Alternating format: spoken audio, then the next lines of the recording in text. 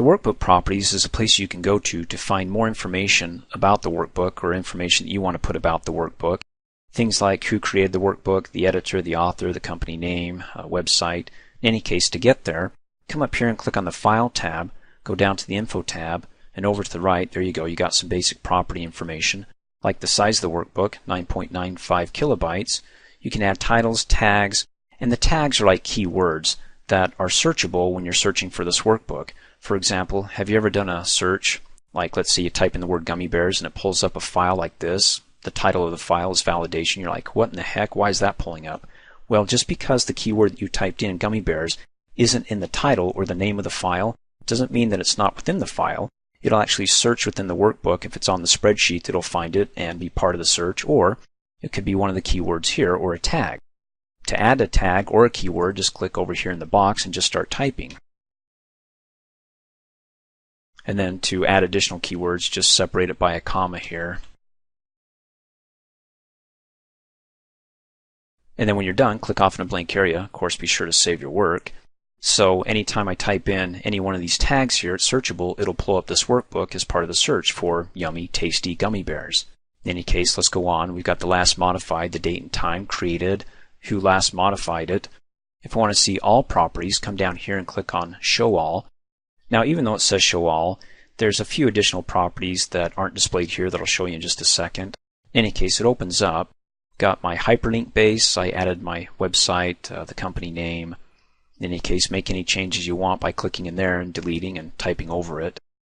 And then, as I said, there's additional properties. You can come up here and click on the Properties drop-down arrow, go to Advanced Properties, and you've got 5 tabs. It's got some of the same information that you'll see over here in the task pane right here. For example, you've got the size of the file, when it was created, modified access. In fact, if you're on a company network, more than likely you're going to have your name tied to this, so be careful, because if you last modified it and somebody pulls this workbook up, they can find out that it was you and come after you. So in any case, for your information, come up here, click on the Summary tab. You've got the same information here, of course.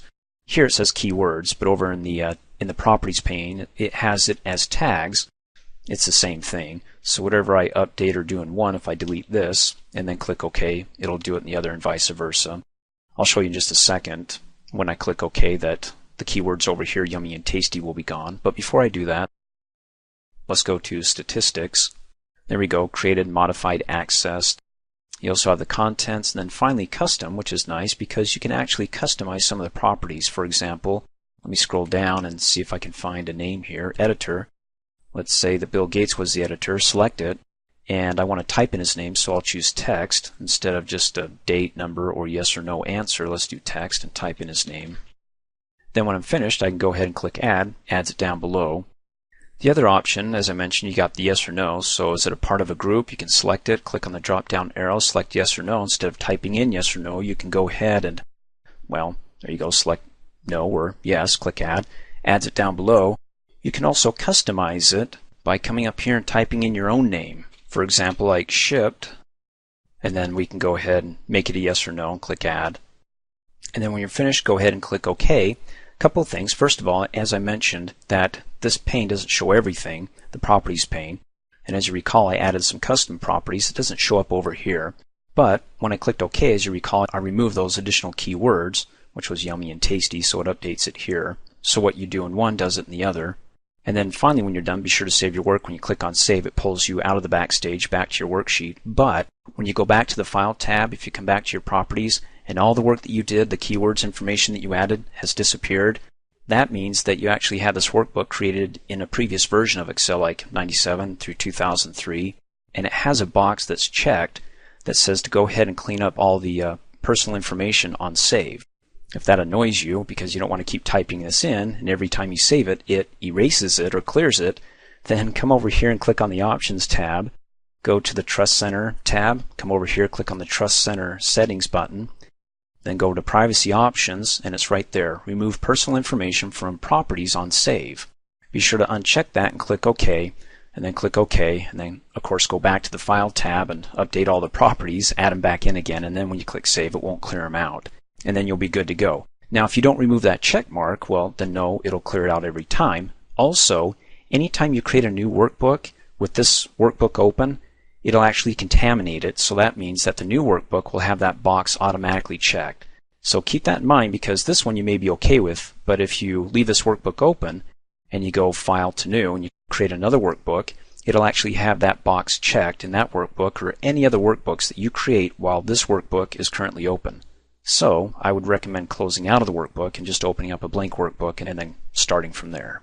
Now, this isn't the only place that you can view your properties and make changes to it by having the Excel workbook open. In fact, if I come up here and I close out of it, let me open up my exercises folder, because in there I've got my validation file that when I hover over it, you get some of the properties there, a little synopsis there.